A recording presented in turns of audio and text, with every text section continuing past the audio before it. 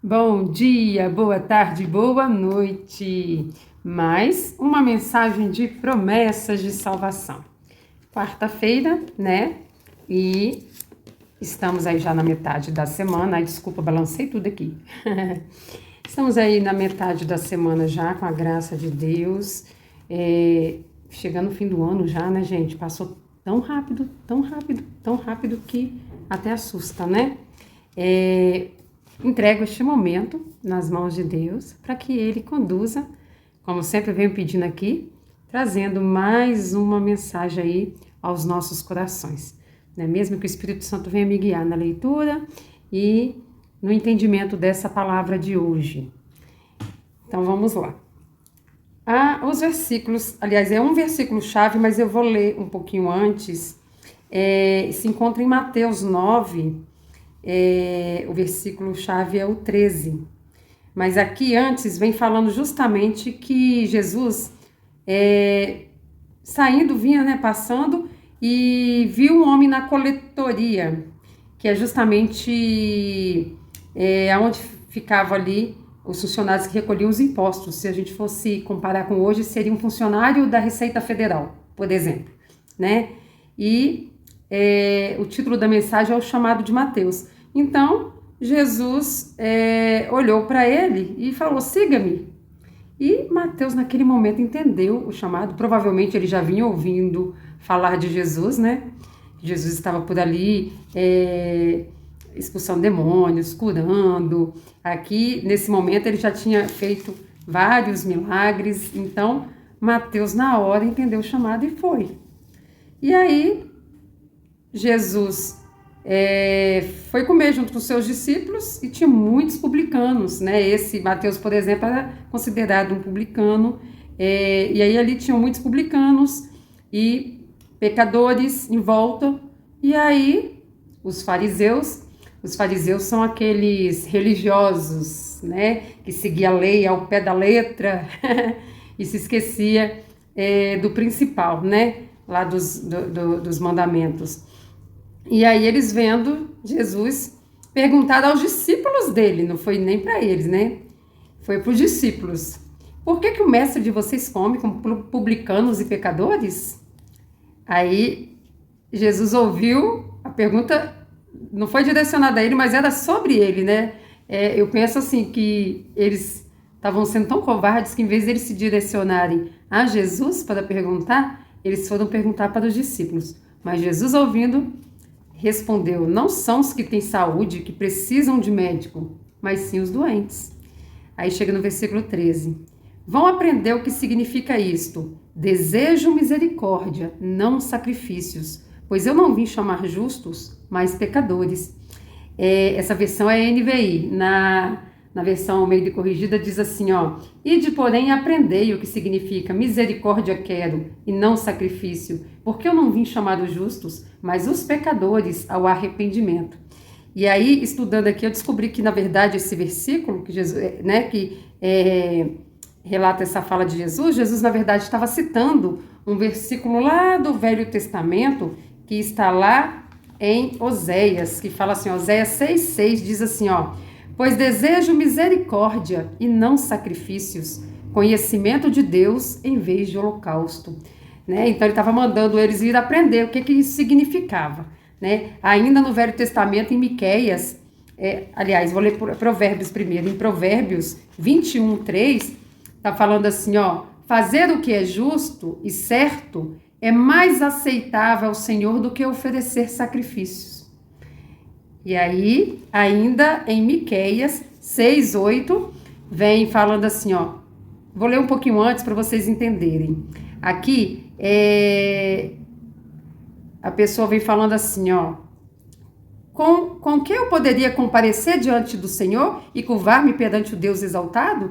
Deveria oferecer holocaustos de bezerro de 1 ano? Ficaria o Senhor satisfeito com milhares de carneiro, com 10.000 ribeiros de azeite? Devo oferecer o meu filho mais velho por causa da minha transgressão? O fruto do meu corpo por causa do pecado que eu cometi? Ou seja, a pessoa estava preocupada ali, o que ela poderia oferecer para Deus, né? E aí o versículo que eu quero ler é esse, Ele mostrou a você, ó homem, o que é bom e o que o Senhor exige. Pratique a justiça, ame a fidelidade e ande humildemente com o seu Deus. Ou seja, muitas vezes a gente está vindo com sacrifícios para Deus, às vezes a pessoa vai pagar penitência, vai se sacrificar, vou ficar sem isso, sem aquilo, porque, né, uma penitência mesmo, o nome certo é esse, né, perante a Deus, para ele perdoar o meu pecado, né? A gente sabe que depois do Novo Testamento, porque antigamente tinha essas práticas de prestar sacrifícios ali para o perdão dos pecados, mas depois Jesus veio justamente para acabar de uma vez por toda com isso, porque ele foi o nosso sacrifício que desceu do céu, ele foi o Cordeiro vivo que desceu do céu, e uma vez que ele morreu em nosso lugar, ele pagou pelos nossos pecados. E aí, aqui em Miqueias, eu achei tão interessante que ele vem falando, ele mostrou a você, homem, o que é bom e o que o Senhor exige. Pratique a justiça, ame a fidelidade e ande humildemente com seu Deus, ou seja, se arrependa do seu mau caminho, para de fazer o que está errado, procura ter intimidade com Deus, que você vai começar a entender os planos de Deus para sua vida. Você vai começar a entender o que realmente vale a pena. Você vai começar a entender que, na verdade, tudo que você precisa fazer é amar Deus sobre todas as coisas e o próximo como a ti mesmo. E aí, quando Jesus vem falando aqui, vão aprender o que significa isso, desejo misericórdia e não sacrifícios, pois eu não vim chamar justo, mas pecadores. Ele está falando, eu morri por todos, porque todos são pecadores. Mas às vezes tem aqueles que já estão mais próximos a Deus, já vivendo ali, né? Estou cumprindo com os mandamentos, isso, aquilo, e aí acha que por causa disso é melhor do que os outros. Acha que por causa disso pode fazer a diferença do outro, porque o outro não tem esse mesmo conhecimento, essa proximidade com Deus, e aí agora vai taxar o outro de pecadores, como se ele tivesse agora virado santo. Quando na verdade a gente sabe que todos os dias, só pela misericórdia de Deus, que a gente consegue caminhando em santidade, e por diversas vezes a gente escorrega e cai. E se não é misericórdia do Senhor, se não é Jesus ter vindo morrer por nós numa cruz, ai de nós.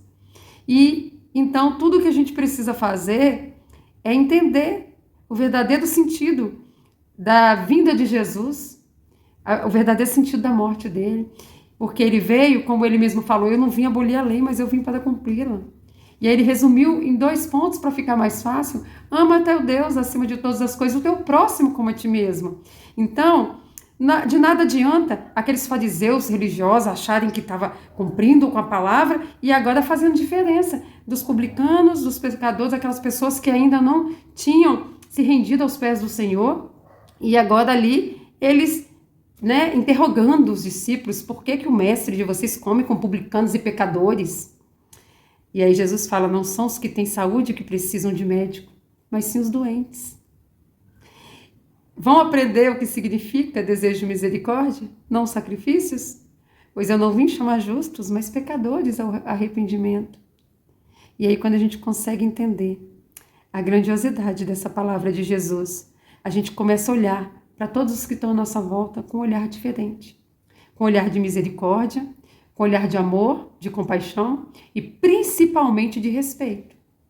Porque todos nós temos direito a escolhas na vida. Deus respeita nosso direito de escolha. E aí a gente não vai respeitar o direito de escolha do próximo, mesmo que essa escolha seja a pior possível.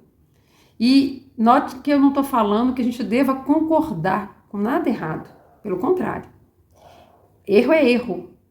Agora, a gente precisa respeitar a posição do outro.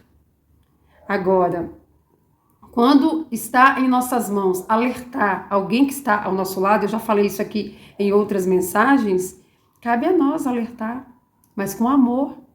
Não se achando mais santo, não se achando melhor, porque já chegou a um certo nível de entendimento e de intimidade com Deus. E agora eu estou falando de intimidade, mas na hora que eu estava falando dos fariseus, eu falei de proximidade, se vocês prestarem atenção, porque eles não tinham intimidade nenhuma com Deus. Porque quem tem intimidade com Deus jamais vai olhar para qualquer um que seja, com o olhar torto, condenando, se achando melhor do que ele. Seja quem for, seja um mendigo, seja alguém de cor, seja alguém com orientação sexual diferente da sua, seja quem for, seja quem for. Ninguém pode fazer diferença do outro achando que é melhor perante a Deus, porque Ele nos enxerga da mesma forma. Todos nós pecamos e destituídos fomos da glória de Deus. E Ele enviou seu Filho para morrer por todos nós. Então, todos nós somos alvos da graça de Deus, da misericórdia de Deus, do amor de Deus. Mas todos têm o direito de escolher se querem ou não.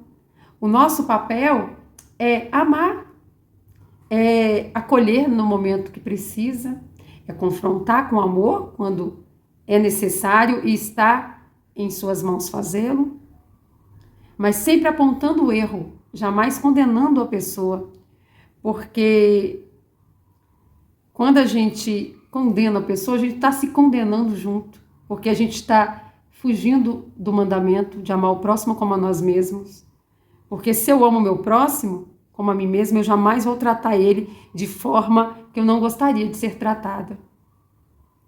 E aí as coisas começam a acontecerem. Deus começa a agir nos nossos corações quando a gente começa a entender que a partir do momento que a gente começa a ter intimidade com Ele, a viver de forma correta, como aqui está em Miqueias, o que é bom e o que o Senhor exige, pratique a justiça. O que é justiça? É tratar o outro da forma adequada, é tratar o outro com amor. E esse amor aqui, Jocélia, quer dizer que eu vou amar o criminoso, vou amar tudo enquanto é gente que faz coisa errada? Você vai amar o ser humano, não amar o que ele faz de errado. Porque Deus, Ele não ama o pecado, mas Ele ama o pecador. E só dessa forma que a gente vai conseguindo acessar o coração de Deus. É só dessa forma que a gente vai conseguindo entender e absorver o sacrifício de Jesus na cruz por nós. Porque quem convence o homem do pecado e do erro não somos nós. Podemos até confrontar, como eu falei, estando em nossa possibilidade de poder fazê-lo e fazê-lo com amor e entendimento, apontando os erros e não rotulando a pessoa. Mas quem convence não somos nós. Tudo que a gente tem que fazer é falar. Uma vez que falamos, pronto. Você não vai ficar falando a vida inteira na cabeça da pessoa que ela vai tomar raiva. Aí que ela não vai querer mudar mesmo. Você falou uma vez, já se posicionou contra a atitude errada, deixa que o Espírito Santo, que é quem convence o homem do pecado e do erro. É o dever dele, não o nosso. O nosso dever é amar, é confrontar o erro quando necessário e seguir adiante, pedindo a Deus por aquela pessoa, pedindo a Deus principalmente por nós, para que a gente sim cumpra com o mandamento, que a gente sim entenda o que Ele quer de cada um de nós, que a gente deseja estar na presença dEle, usufruindo do teu amor, da sua compaixão, e só assim que a gente vai poder andar na prática da justiça, que a gente vai amar a fidelidade, andar com humildade perante a Deus, porque a gente começa a entender que somos todos iguais. Do mais pobre ao mais rico, todos nós temos uma alma, um corpo, um espírito, e um dia nós partiremos aqui dessa terra. O fim é igual para todos. É a morte. Agora, o fim que eu digo aqui nessa terra e na eternidade vai depender da escolha de cada um. Porque para você acessar a vida eterna com Deus, só aceitando Jesus como único, suficiente Salvador. É dessa forma que a gente recebe essa promessa. Que Jesus veio para aqueles que estão doentes, aqueles que necessitam, aqueles que já entenderam e procuram viver uma vida de santidade, já estão no caminho, já estão recebendo auxílio do Espírito Santo a todo instante. E uma vez que o coração já está na presença do Senhor, não quer dizer que a gente não vai errar, mas o erro vai ser acidental, o Espírito Santo vai estar ali tomando conta da gente. Mas aqueles que ainda não se decidiram, precisa entender qual escolha quer fazer, porque está em suas mãos. O dever do cristão é falar, da palavra, falar do amor de Deus, falar do sacrifício de Jesus. Se você não quiser entender nada do restante da Bíblia, às vezes o Velho Testamento é tão cheio de histórias, às vezes umas tenebrosas, tem gente que fala que se espremer o Velho Testamento sai sangue.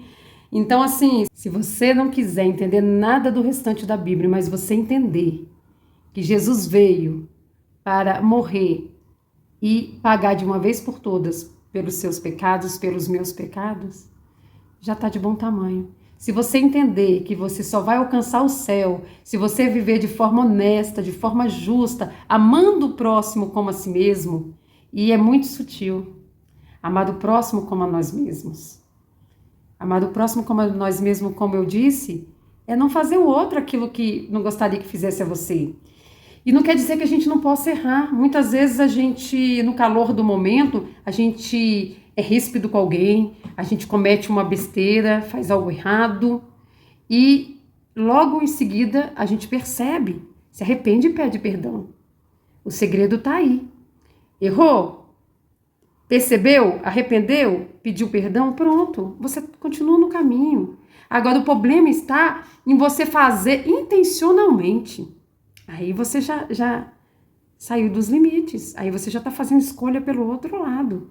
Ou até mesmo você agiu ali acidentalmente, mas ao perceber, você deixa o orgulho falar mais alto e não quer reconhecer que errou. Aí você também já está partindo para o outro lado. É perigoso. Não faça isso. Então, amar o próximo são coisinhas, são detalhes que muitas vezes a gente está deixando passar batido e achando que está tudo certinho perante a Deus e não está. Não está. Porque Deus é um Deus justo. E o Espírito Santo é aquele que sonda os corações e é aquele que não deixa passar um traço de infiltração, não deixa passar nada impuro. O Espírito Santo é limpíssimo, ele é límpido, ele não tolera nada errado. Então, se você está num processo de limpeza e conhecimento, o Espírito Santo está todo momento ali atuando na sua vida. Mas a partir do momento que você já tem conhecimento e domínio em certa área e você começa a passar batido, deixar aquilo ali ir passando, você sabendo que está errado, aí você já começa a entristecer o Espírito Santo. Aí você já está afugentando ele. Aí ele se afasta. E uma vez que ele se afasta, você sozinho não dá conta de perceber os erros que está cometendo. Não dá conta, porque aí a coisa vai tomando a proporção que a soberba, que o orgulho vai tomando conta. E a pessoa passa a viver falando, isso não tem problema, isso não tem importância. Vai muito além. Então, no dia de hoje, o que eu quero te chamar a atenção para essa mensagem é que Deus não quer sacrifícios. Ele quer um coração obediente, ele quer que a gente tenha misericórdia uns com os outros, assim como ele tem por nós. Na palavra dele fala que as suas misericórdias se renovam a cada manhã. Então, porque não adianta sacrifício sem misericórdia. E o sacrifício de Jesus foi cheio de misericórdia por nós, foi cheio de amor por nós. Então, que a gente possa, no dia de hoje, entender essa mensagem, que a gente possa entender a sutileza da resposta de Jesus, que a gente possa entender que o nosso próximo são todos aqueles que nos cercam, perto ou longe, que aquilo que a gente não quer para a gente não pode querer para o outro, que diante de uma guerra, como está tendo, a gente não tem que tomar partido de um ou de outro. Não tem. A gente tem que pedir a Deus misericórdia, porque ambos os lados tem gente sofrendo, que a gente possa pedir a Deus que venha ter misericórdia daqueles que estão sofrendo consequências das atitudes de orgulhosos, de soberbos, porque Deus veio para todos. Deus veio para todos. E todos têm a chance de escolher. Eu espero que você saiba fazer uma boa escolha. Eu fiz a minha.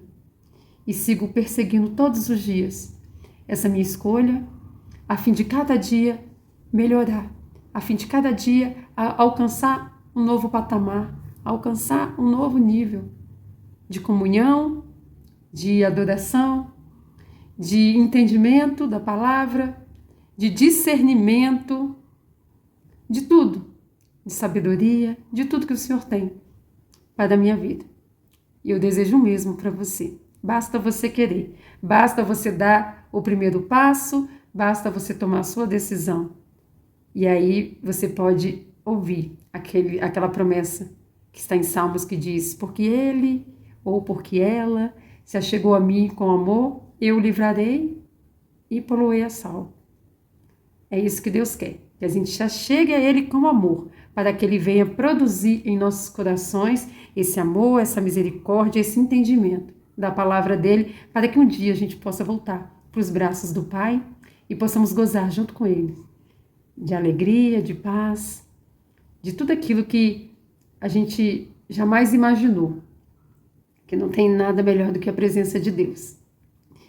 Desejo um ótimo dia para cada um de vocês.